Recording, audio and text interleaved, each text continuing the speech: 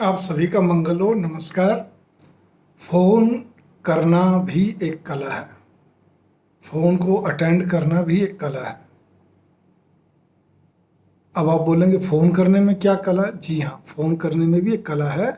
आप जब किसी से बात करते हैं, अगर कोई आपका अपना परिचित है, प्रियजन है, तो पहले तो आपने जैसे भी आप हेलो करते हैं, उसके बाद आप उसका सीधा ही पूछिए और आपके परिवार में नमस्ते मतलब करके, जो भी हेलो है करके आप ये पूछिए कि आपके परिवार में सब ठीक हैं, आप ठीक हैं? मैंने एक काम से फ़ोन करा है।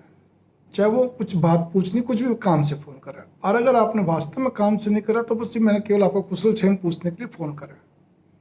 पहला पॉइंट। दूसरी चीज़, खाली कुशल क्षेम पूछने के लिए कभी भी ऑफिशियल्स आवर्स में, चाहे वो व्यापारी हो चाहे कुछ भी हो, मतलब नहीं। हमेशा ऐसी बातें रात को अच्छी लगती हैं, शाम को अच्छी लगती हैं, तब बढ़िया है।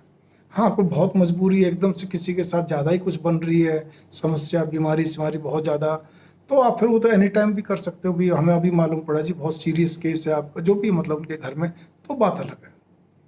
उसके अलावा इस चीज़ का ध्यान रखिए, अगर आपको कोई पर्सनल काम है, मेरे नौजवान बच्चों को बहुत अच्छी तरह ध्यान रखिए, अगर आपको पर्सनल कोई काम है किसी ऑफिसर से, तो कभी भी जल्दी से उनको, मतलब ऑफिशियल काम है, ऑफिशियल काम, तो कभी भी अफसरों को शाम के समय फ़ोन नहीं करना चाहिए, रात के समय, शाम के समय। ये ध्यान रखिए। केवल उसी वही व्यक्ति फिर भी उनको अटेंड करते हैं, वो लोग, जो लोग क्या कहते हैं, जिनका उनके साथ बहुत गहरे संबंध होते हैं। नॉर्मल वे में नहीं करना चाहिए, क्योंकि उनका अपना एक पर्सनल टाइम होता है। उस समय वो उस मूड में नहीं होते कि आपकी ऑफिशियल बातें सुने करें, जब तक वो बहुत ज़्यादा इमरजेंसी ना हो। चौथी चीज़, छोटी छोटी आपको इस चीज़ पे गौर, बातें छोटे ढंग से, मतलब थोड़े से में रखनी है। मेरी भावना ये है कि आपकी बातें पहले अपने मन में धरा लीजिए, नपी तुली बात। आपकी चाहे कितनी लंबी कहानी हो, कितना सब, उसको नपा तुला करके आप बात करिए। जब भी करें तो ज़्यादा अच्छा रहता है। इतना टाइम किसी के पास नहीं होता कि आपकी बहुत सारी व्यथा सुन सके, वो तो सामने सामने तो बात अलग है।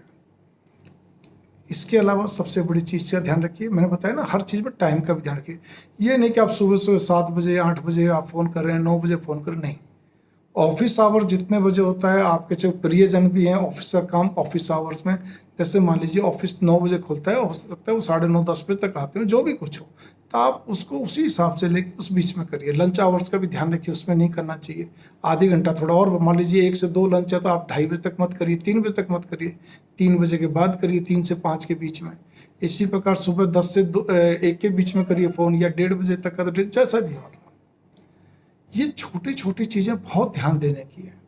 और जब भी बात किसी से करते हैं, केवल अपनी रिश्तेदारी को छोड़ के, वो तो आप बे टाइम भी कर लो, कोई दिक्कत नहीं, नज़दीकी रिश्तेदारी में भी, लेकिन वो नज़दीकी रिश्तेदारी में भी अगर उसका लेवल बहुत बड़ा है, बिजी आदमी या डॉक्टर है, वकील है, चार्टर, मतलब जिसका पब्लिक डीलिंग बहुत ज़्यादा है, या उसके अलावा उसका लेवल, तो उससे भी इस चीज़ का ध्यान रखिए।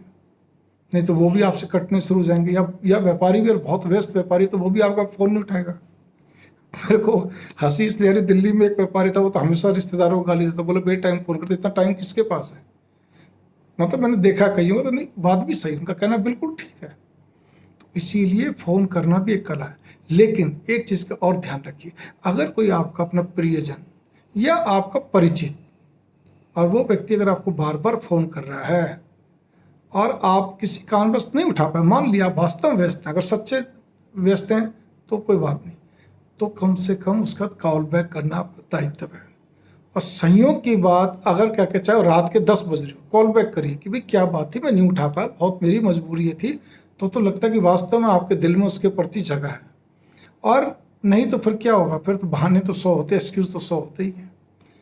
इसी प्रकार से इस चीज़ पे भी गौर करके चलिए कि अगर आपने किसी ने मान लो आपको बार बार फ़ोन करा, तो इसका मतलब कोई मजबूरी की, जब भी वो बार बार कर रहे हैं। फिर ध्यान देना, कुछ फजूले भी होते हैं, लेकिन कोई जो आपको कभी कभार करा और कभी कभार बात करता है, उसकी मजबूरी है, और आपको मालूम है बहुत सज्जन व्यक्ति हैं, तो फिर आपको उस समय क्या करना, उस समय आपको यही करना है कि अगर उसने, आपने मान लो उसने 5 बार फ़ोन करा, आपको नहीं उठ पाया, अलग अलग टाइम पे करा या एक साथ करा, बहुत इमरजेंसी, उसने मैसेज भी लिख के भेज दिया या नहीं भेजा, फ़ोन करा, आपने उसको घंटे भर बाद, 2 घंटे बाद आपने उसको वापस फ़ोन करा, और संयोग क्या था, अब उस समय या तो फ़ोन पे बिजी था या वो किसी काम पे बिजी था, फ़ोन वो भी नहीं अटेंड कर पाया, लेकिन उसने कुदरती कुछ मिनटों के अंदर आपको वापस फ़ोन करा, और आप एकदम से अपनी ईगो में आ गए, फिर फ़ोन ही ना उठाएं आप। तो ये तो बहुत एक प्रकार से अनुचित है ये।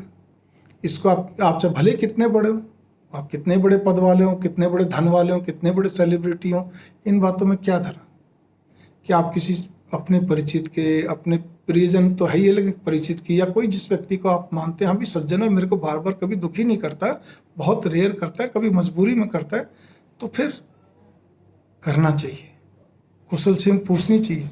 इसी प्रकार मोबाइल के अंदर अब आजकल मैसेज भी जैसे होता है, तो मैसेज भी उसने अगर कुछ करा तो आपके हृदय में एक होना चाहिए, अगर उसका दुख दर्द है तो आपके हृदय में भी एक आग लगनी चाहिए कि अरे भाई इसको मेरे परिचित को क्या हो गया, इसको दुख इतना है तो मैं अभी बात करूं। और फोन पे अगर आप मान लीजिए बात कर लेते हैं तो क्या बुराई है, उस जगह मैसेजबाजी मत करिए, उस जगह इमीडिएट फोन करिए आप। ये होता है, उसने कोई क्या कहते हैं आपको कोई बात कही तो उसका जवाब भी प्रॉपर फोन पे दीजिए। कई मैंने बहुत लोग देखे हैं वो प्रॉपर जवाब ही नहीं देते हैं, मतलब वापस नहीं करते, हम भूल गए, हम बिजी थे, हमारा फोन वहाँ रह गया, वहाँ रह गया, मतलब उनके रटे रटाई बहाने होते हैं। कई जगह तो क्या कहते हैं वो हस्बैंड वकील बन जाता है, कई जगह मिसेज वकील, मतलब कहने करते एक दूसरे को ढांपते रहते हैं, लेकिन वो एक्सक्यूज उनके सदा वो रहते हैं, हमारा फ़ोन वहाँ था वहाँ था। अरे भाई कोई सामने वाला रोज़ नहीं बात कर रहा, तो ये छोटी छोटी बातें आप ध्यान रखिए। एक कई लोग तो ऐसे होते हैं जो फ़ोन आपको नंबर ही ऐसा दे देंगे जो फ़ोन जल्दी उठेगा ही नहीं, आप घंटी पे घंटी करते चलिए, फिर कहेंगे भी हमारा ध्यान नहीं रहता, या वो बिल्कुल सुबह आपको जरूरत पड़ी है दिन में सुबह और वो रात को फ़ोन करेंगे आपको, हाँ जी बताओ जी क्या आवाज़ है। ये भी बड़ा एक अजीब सा खेल। अरे आपको अगर जब मालूम पड़ गया वो नंबर पे फ़ोन आ रहा है, जो नंबर आपने दिया ठीक है, आप एक आपका ये है कि भी आप उस फ़ोन को कॉमन है, वो सब पब्लिकली है, तब आप उस फ़ोन को जल्दी उठाते, लेकिन आपने उसमें देख लिया कि मेरे एक प्रियजन का फ़ोन आ रहा है, परिचित का फ़ोन आ रहा है, या ये व्यक्ति वास्तव में परिचितों में भी सज्जन व्यक्ति है, तो कम से कम उसको अपने दूसरे नंबर से बात कर सकते हैं। आखिर वो आपसे कोई ना कोई मजबूरी में फ़ोन कर रहा है, अगर वो आपसे रेगुलर बात नहीं कर रहा तो मेरी इस चीज़ों पर गौर करिए आप। इस समय केवल एक फ़ोन ही ऐसा है जो हम सबको बांधे हुए है। फ़ोन पे सुख दुख का मैसेज देना भी बहुत ज़रूरी है। कई बार कई लोग, अभी भी एक मेरे परिचित हैं, उनके यहाँ क्या कहते हैं, और नज़दीकी रिश्तेदारी में थे, ज़्यादा दूर में नहीं थे हैं तो बुजुर्ग व्यक्ति, लेकिन उनके कज़न की डेथ होगी, उनको मालूम भी नहीं पड़ा, क्योंकि वो उनके बच्चे पोते वगैरह सब सोचे मालूम होगा इनको, कम्युनिकेशन गैप होगा। तो इन चीज़ों का ध्यान रखना चाहिए। फ़ोन का इस्तेमाल जो करते हैं हम, उसमें बाजाए हम बाकी और चीज़ों में कोटेशनबाजी करते हैं, पोस्टरबाजी करते हैं और सब चीज़ें, लेकिन इन चीज़ों का भी ध्यान रखना चाहिए। फ़ोन दो दिलों को मिलाने का पुल का काम करता है, दो परिवारों का, मतलब दो परिवार कहिए, दो मित्र कहिए, दो परिचित कहिए, एक सेतु का काम करता है।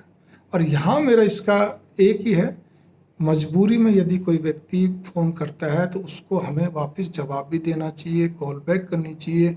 उसके लिए भी हमें यूँ नहीं कि एक बार कर दिया और उसके बाद फिर एक बार कर लिया चलो बात भी होगी, दोबारा हमने जवाब भी नहीं दिया प्रॉपर। इसी प्रकार से आशा करता हूँ आप सब लोग इस चीज़ का, मेरे नौजवान बच्चों, मेरे किशोर बच्चों, आपका आगे नौजवान बनना है और बड़े बनना है।